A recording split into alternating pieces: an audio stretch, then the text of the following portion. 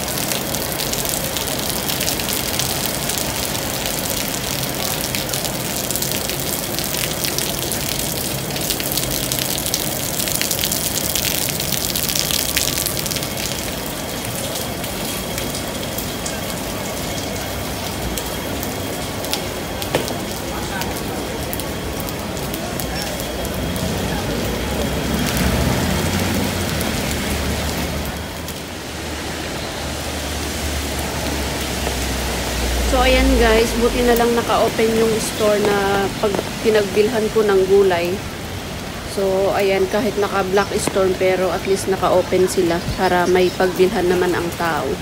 Kasi yung, kung makikita nyo guys, ayan o, naka-close lahat ng store.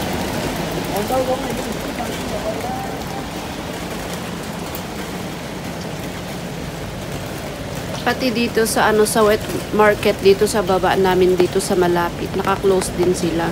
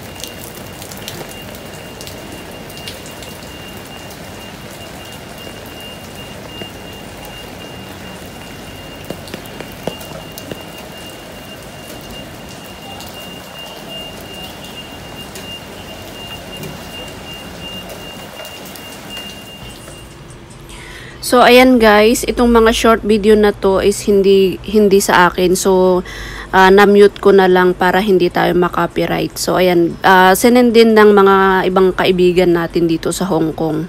So, ayan, kung makikita nyo sa MTR yan, ayan, nagbaha talaga sa loob ng MTR. Pero yung MTR, umaandar pa rin. Kung makikita nyo, para makita nyo may tao sa loob ng MTR. Pero sa labas, tingnan nyo, baha talaga. Ayan, so na-forward lang din nila sa akin to. At saka makikita nyo ito sa, sa mga social media account na pinost din nila sa mga Facebook.